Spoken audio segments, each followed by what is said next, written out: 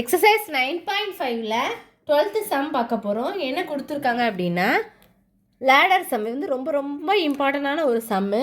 நல்லா போட்டு பார்த்துக்கோங்க, ரொம்ப இம்பார்ட்டன்ட் இந்த சம். ஓகேவா? இம்பார்ட்டண்டான sum. Ladder measuring 26 metre in length has been placed against a wall. அந்த வாழை லென்த் வந்து அந்த ஏணியை வந்து அந்த ஏணியோட மெஷர் பண்ணுற அது லென்த் வந்து எவ்வளவு அப்படின்னு சொல்லிட்டாங்க அப்படின்னா 26 மீட்டர் அப்படின்னு சொல்லியிருக்காங்க. அதை வந்து ஃபிக்ஸ் பண்ணுறாங்க. And has reach a window that is வந்து எவ்வளவு 24 metre height from the ground. கீழே இருந்து கிரவுண்ட்லேருந்து உள்ள ஹைட்டு பார்த்தீங்கன்னா 24 மீட்டர் இருக்கும்.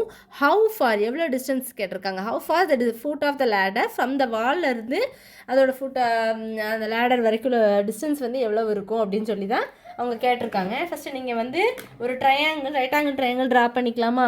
அப்போது என்ன பண்ணணும்? அப்போ இதில் வந்து இது என்ன வரும்? இது எக்ஸுன்னு எடுத்துக்கோங்க, இது ஒய்இ, இது வந்து என்னது இசட்டு. அப்போ முதல்ல அந்த ஏணி இது பண்ணுற வந்து உள்ள மெஷர்மெண்ட் வந்து எவ்வளோ சொல்லிட்டாங்க? 26 மீட்டர்னு அவங்களே கொடுத்துட்டாங்க. அடுத்து வந்து அவங்க இந்த பக்கம் என்ன கொடுத்துருக்காங்க? அண்ட் ஹேஸ் 20 கிரவுண்டில் இருந்து அதோட மீட்டர் வந்து எவ்வளோ கொடுத்துருப்பாங்க? 24 மீட்டர் கொடுத்துட்டாங்க. இந்த இடம் வந்து நமக்கு தெரியாது, அப்படி தானே? அப்போ எப்படி கண்டுபிடிப்பீங்க? எழுதும்போது எப்படி எழுதணும்னா இன்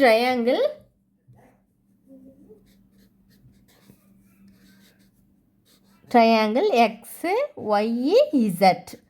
புரியுதா? அதில் எக்ஸ் இசட் இந்த இது தானே எப்போவுமே இது வந்து இந்த லென்த்து வந்து எப்போவுமே வந்து ஹைபோட்னஸ் அப்படின்னு சொல்லுவோம். So X Z is the hypotenuse அப்படின்னு சொல்கிறோம்.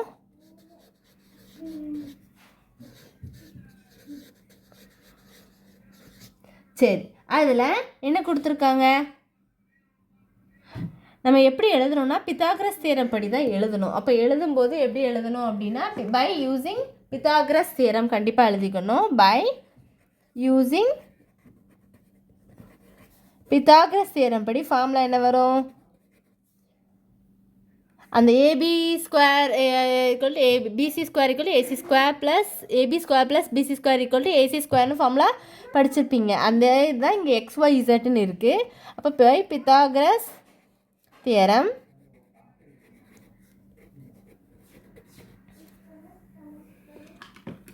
எக்ஸ் இசட் அப்படி தானே?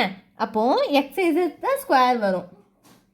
அப்போது X Z square equal to X Y square plus Y Z square. புரியுதா? எக்ஸ் இசட் வந்து என்னது இருக்குது? 26 ஸ்கொயர். அப்போ 26 square equal to X Y என்னது 24 square plus Y Z square. இப்போ என்ன பண்ணால் 26 ஸ்கொயர் பண்ணிங்கன்னா என்ன வரும் உங்களுக்கு?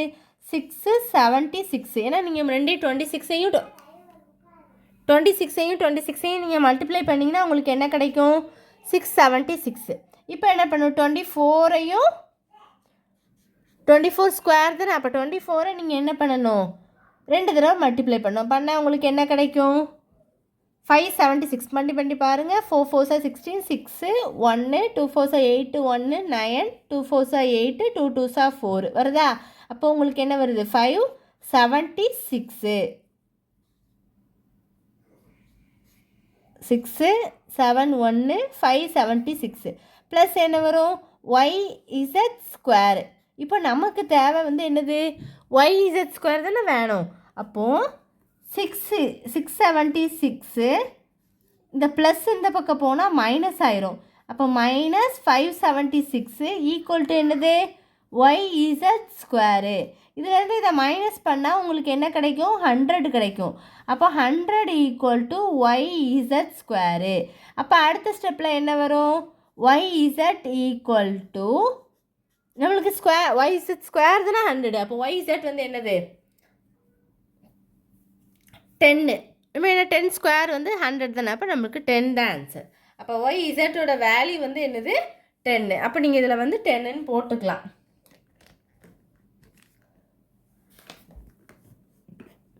அவ்வளோதான், 10 கண்டுபிடிச்சாச்சா? இதுதான் கண்டுபிடிக்க சொல்லியிருக்காங்க. இதுதான் how far is the foot of the ladder from the wall கேட்டிருக்காங்க. அப்போ அதோட ஆன்சர் வந்து என்னது உங்களுக்கு? 10 இவ்வளோதான் இந்த வீடியோ. எதுவும் டவுட்ஸ் இருந்தால் கண்டிப்பாக கேளுங்க. லேடர் சம் ரொம்ப ரொம்ப இம்பார்ட்டன்ட். இதே மாதிரி மாடல் எக்ஸாம்பிள் சம்மும் ஒன்று இருக்குது, கண்டிப்பாக போட்டு பாருங்கள். வேறு எதுவும் டவுட்ஸ் இருந்தால் கண்டிப்பாக கேளுங்க ஸ்டூடெண்ட்ஸ். தேங்க்யூ.